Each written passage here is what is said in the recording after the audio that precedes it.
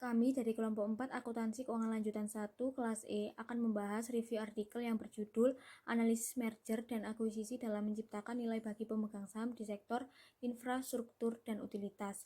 Nama anggota kelompok kami yang pertama yaitu Regina Wetang NPM 009, yang kedua Linda Sulistiawati NPM 010, yang ketiga Fani Lelita NPM 028, yang keempat Safira Mutiara Sari NPM 037, yang kelima Natasha Aurelia Safitri NPM 096, dan yang terakhir Nur Faiza NPM 101. Yang pertama, di sini saya akan menjelaskan review mengenai abstrak. Selama periode 20 tahun, merger dan akuisisi di sektor infrastruktur dan utilitas yaitu sebuah janji dari sebagian besar negara di dunia, terutama di Asia dengan sebagian besar negara berkembang. Nah, pada penelitian ini bertujuan untuk mengetahui hubungan aktivitas merger dan akuisisi untuk menghargai pemegang saham di sektor infrastruktur dan utilitas selama 20 tahun terakhir dan di tahun krisis yaitu pada tahun 2020. Pendekatan event study untuk mencari cumulative average abnormal return pada kegiatan merger dan akuisisi yang mewakili nilai bagi pemegang saham digunakan pada observasi untuk mengakuisisi dan menargetkan perusahaan. Selanjutnya, kegiatan ini dilakukan selama 30 hari, yang dimana terdiri dari 15 hari sebelum pengumuman dan 15 hari setelah pengumuman. Nah, pada penelitian ini yaitu menggunakan sampel emiten yang melaksanakan kegiatan akuisisi di Asia yang besarnya kesepakatan di atas 30 juta dolar Amerika Serikat.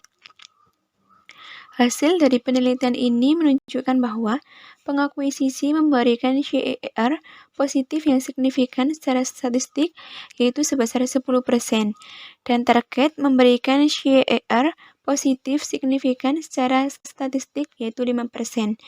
Aktivitas merger dan akuisisi selama krisis menunjukkan bahwa pengakuisisi memberikan CER positif tidak signifikan dengan abnormal return yaitu 4,6% dan target memberikan CER positif sebesar 3,4% tetapi tidak signifikan.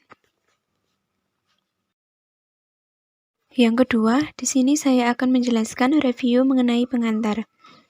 Kegiatan pengambil alihan perusahaan melalui merger dan akuisisi telah dilakukan oleh perusahaan-perusahaan di dunia. Nah, berdasarkan data dari Thomson Reuters, terdapat 741.071 pengumuman merger dan akuisisi selama tahun 2000 sampai dengan tahun 2020. Pada periode tersebut, jumlah merger dan akuisisi setiap tahunnya yaitu mengalami perubahan yang fluktuatif dengan kecenderungan meningkat. Menurut Al-Sbaiti, tahun 2018 menyatakan pertumbuhan inovasi teknologi yang mengakibatkan pasar baru dan pembubaran perusahaan yang melakukan merger dan akuisisi. Selanjutnya, menurut Priyanka dan Aurora 2014, menyatakan bahwa salah satu cara perusahaan di Asia dapat mencapai pertumbuhan yang diinginkan yaitu dengan cara merger dan akuisisi.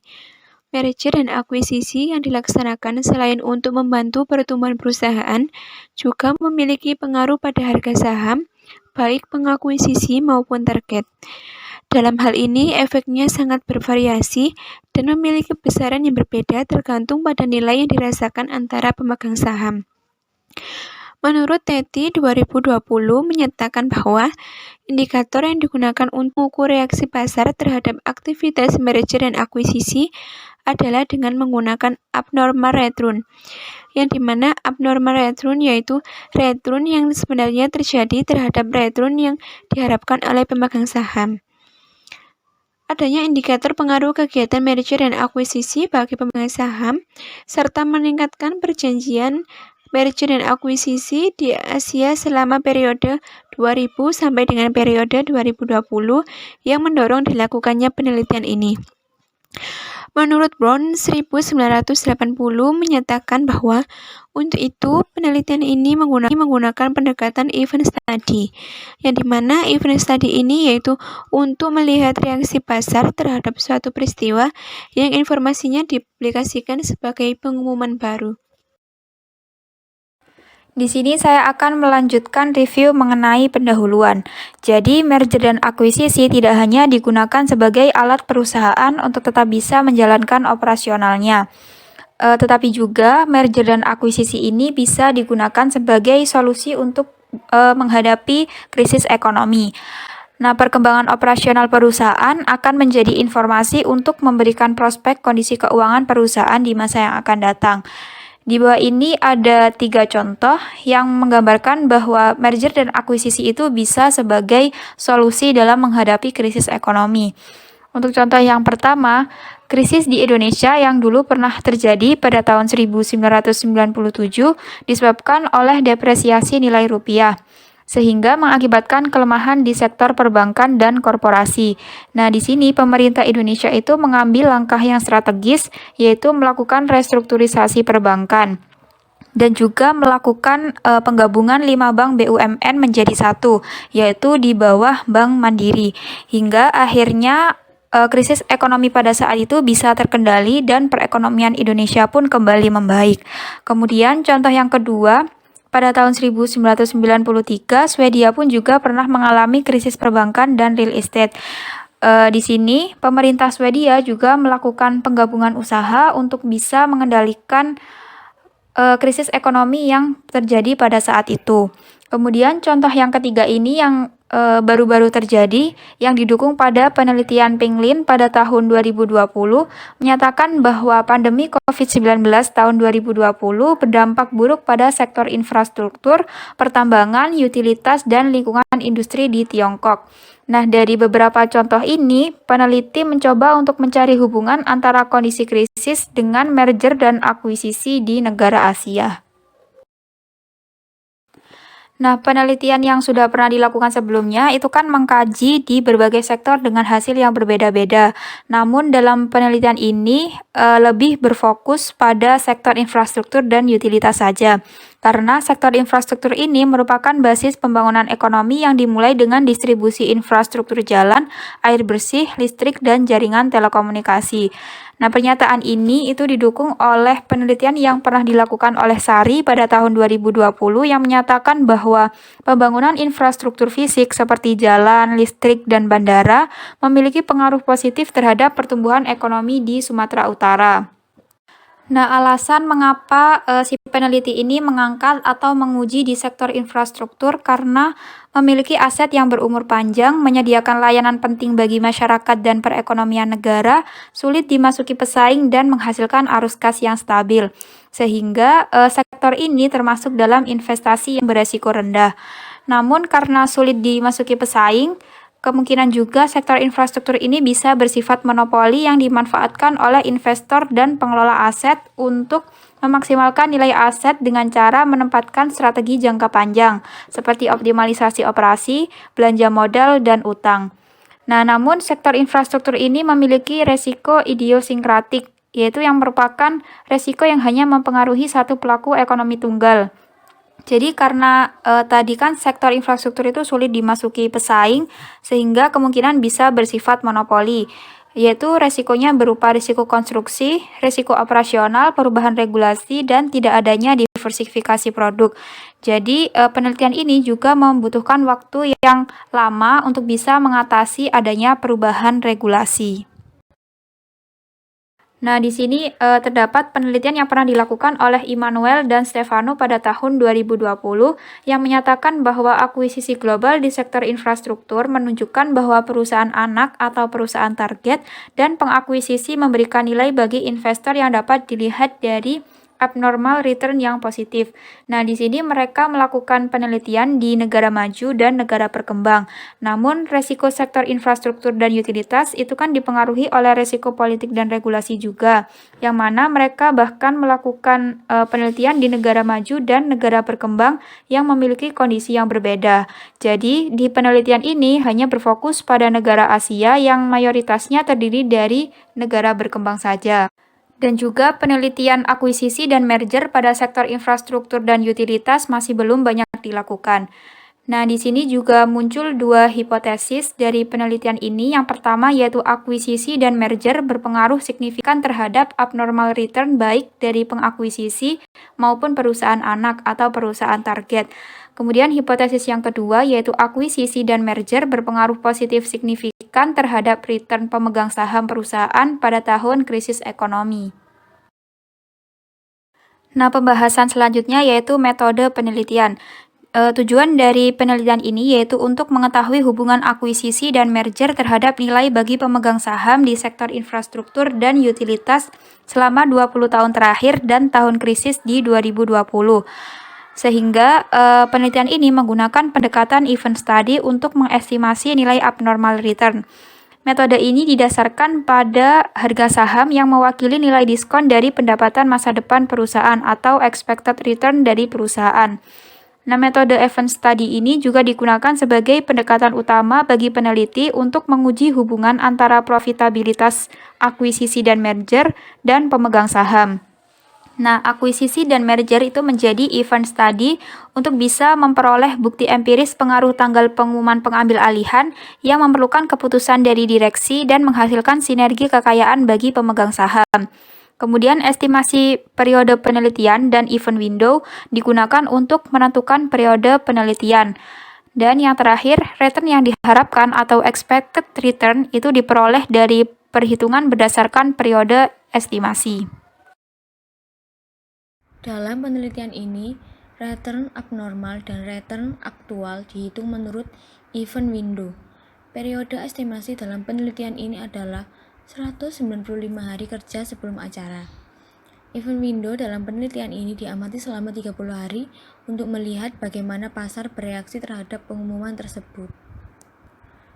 Menurut Peterson, 1989, event window ditentukan berdasarkan pada tujuan penelitian, di mana pre-event window untuk memperkirakan kebocoran dan penentuan post-event window untuk melihat seberapa cepat reaksi terhadap informasi yang diberikan.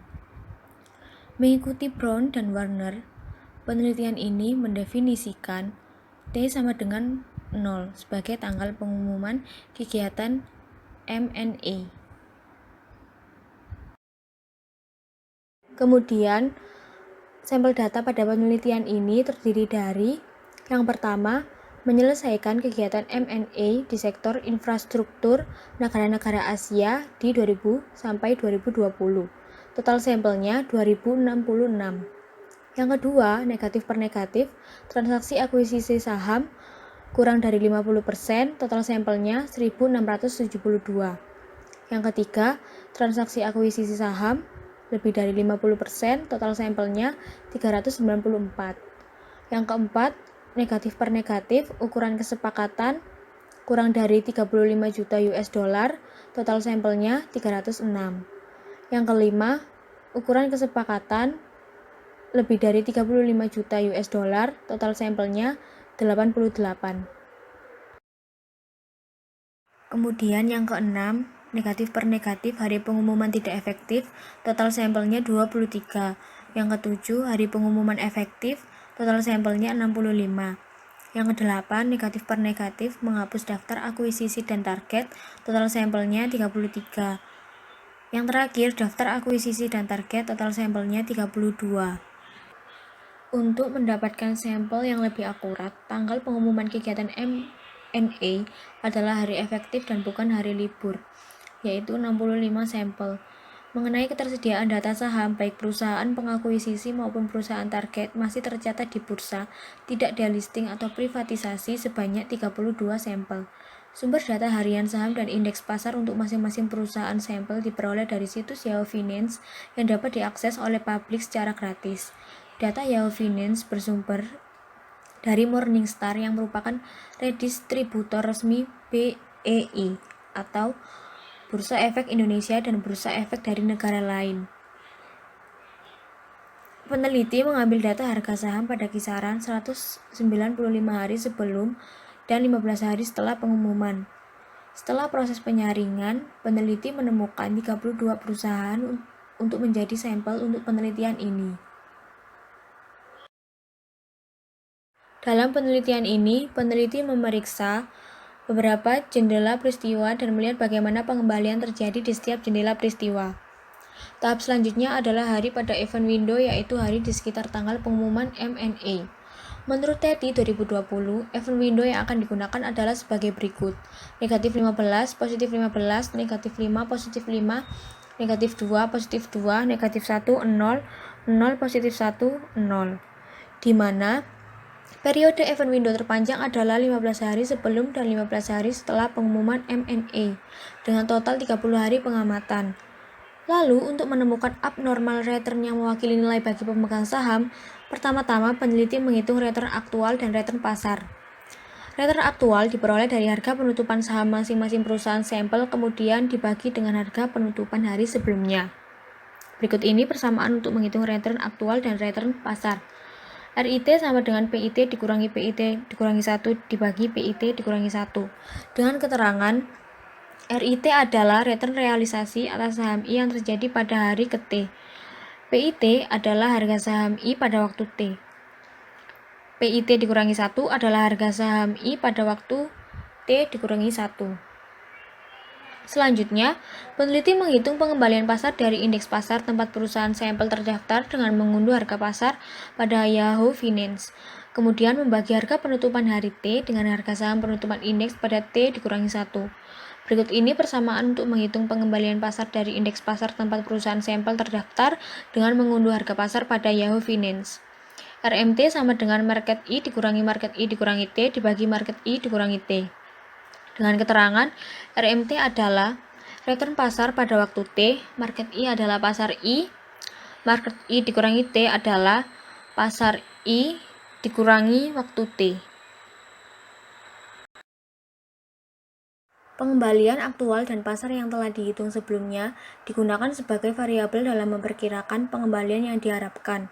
Menurut McKinley 1997, asumsi utama dalam penggunaan dua model pengembalian konstan dan model pasar adalah bahwa return merupakan kombinasi dari multivarial normal, independen, dan terdistribusi identik dalam time series.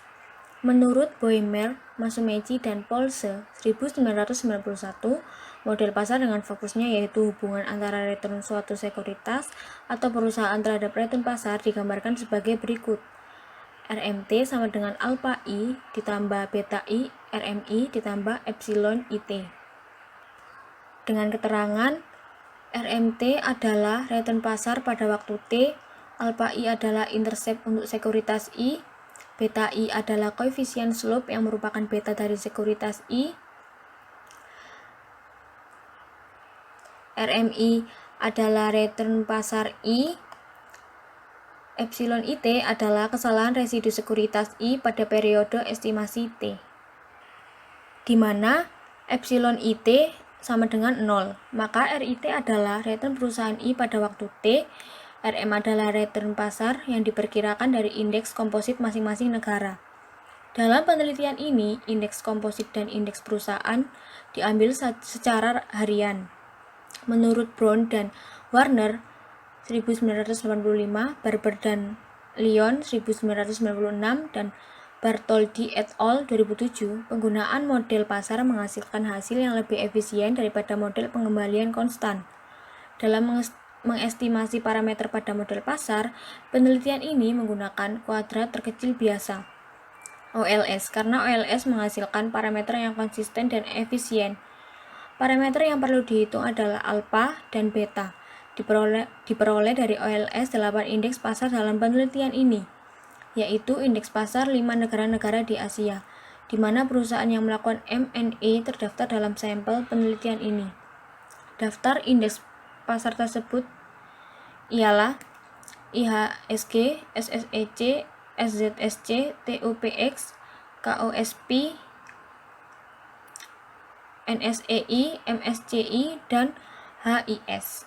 Setelah mendapatkan expected return berikutnya, kemudian menentukan abnormal return yang dapat dihitung dengan menggunakan persamaan ARIT sama dengan RIT dikurangi alpha ditambah beta I R M, T.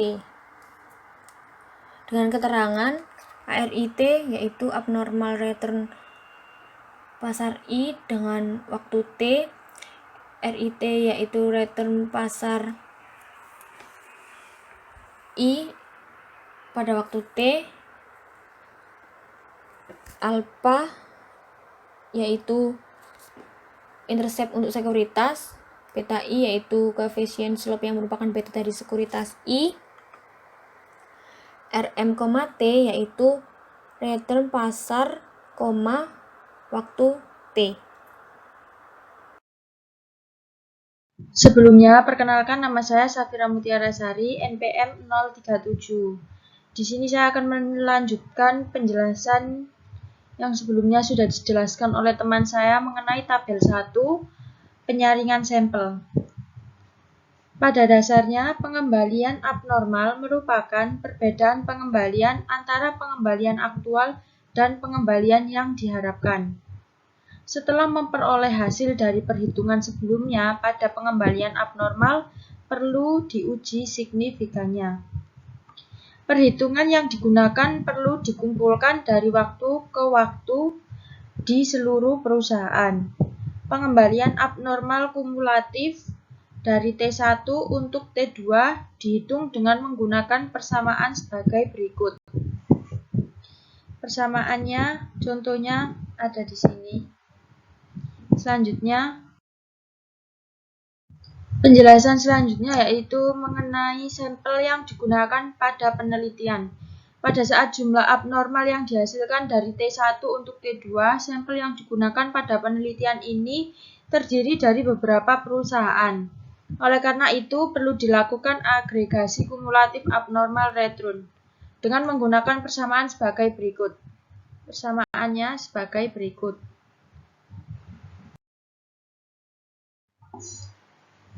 Selanjutnya, pada saat menguji signifikansi abnormal return, pengguna menggunakan parameter uji T, dan pada saat itu hindari sebuah pengelompokan.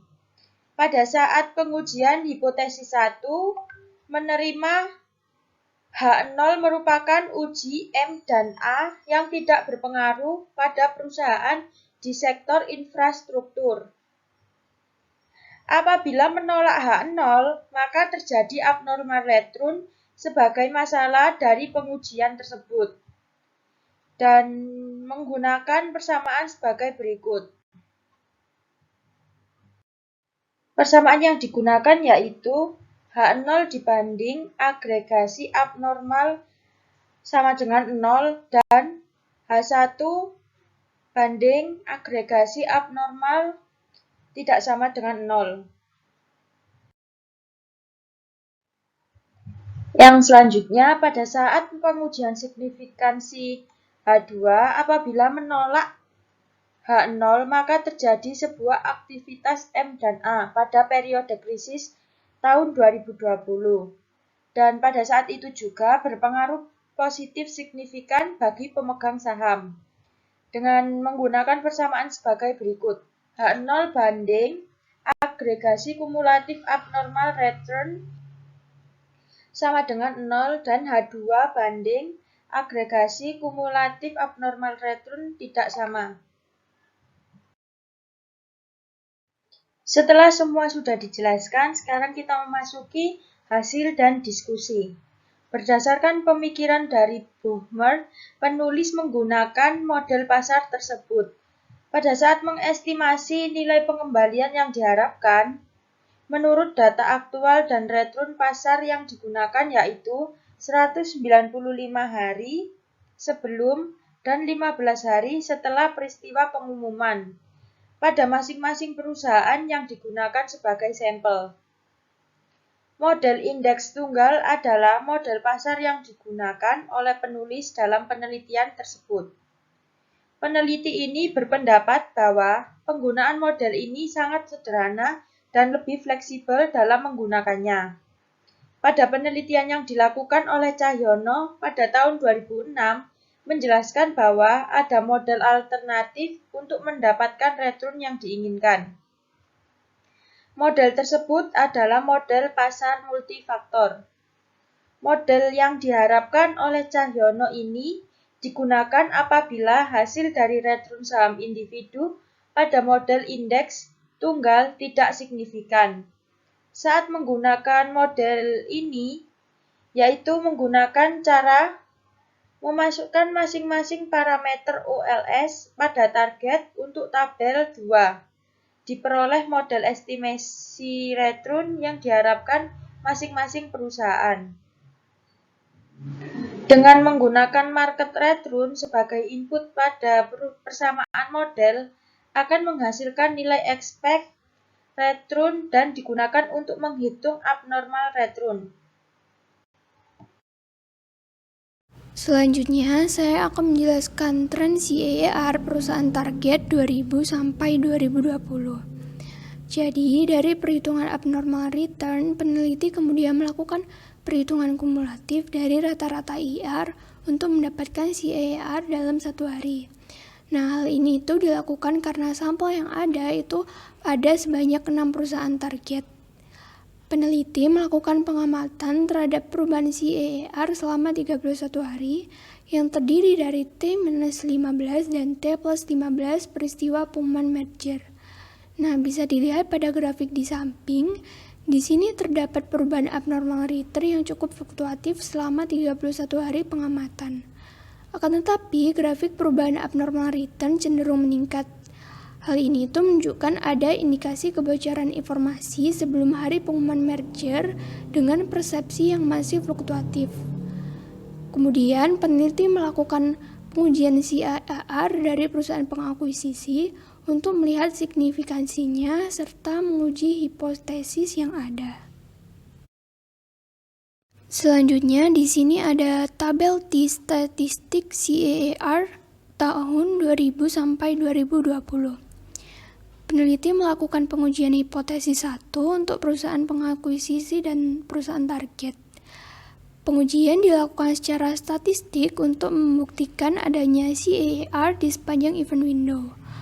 Pengujian ini dilakukan dengan uji T untuk mendapatkan signifikansi CAGR.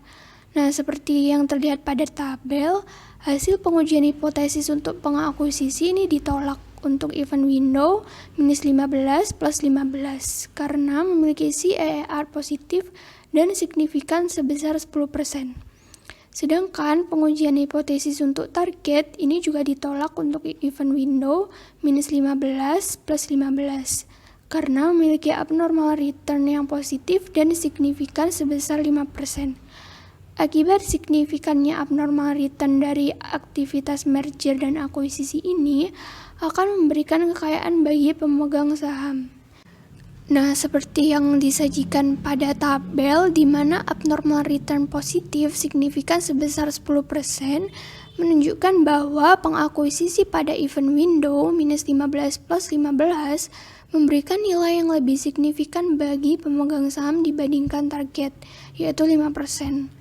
Nilai abnormal return pada perusahaan target ini lebih besar daripada pengakuisisi. Hal ini itu dikarenakan ukuran perusahaan pengakuisisi lebih besar. Berikutnya, CAGR pengakuisisi tahun demi tahun. Berdasarkan perhitungan menggunakan model event study yang telah dilakukan oleh peneliti, dapat diketahui bahwa aktivitas merger dan akuisisi di bidang infrastruktur pada perusahaan pengakuisisi ini memberikan nilai positif bagi pemegang saham dalam pengumuman merger dan akuisisi yang terjadi pada tahun 2000, 2001, 2005, 2009, 2015, 2016, 2018, 2019, dan 2020. Signifikansi aktivitas merger dan akuisisi bisa dilihat pada tabel. Ini memiliki pengaruh nilai yang signifikan pada tahun 2009 sebesar 1% pada event window -15 plus 15. Lalu pada tahun 2016 signifikan sebesar 1% selama 31 hari sekitar pengumuman aktivitas merger dan akuisisi.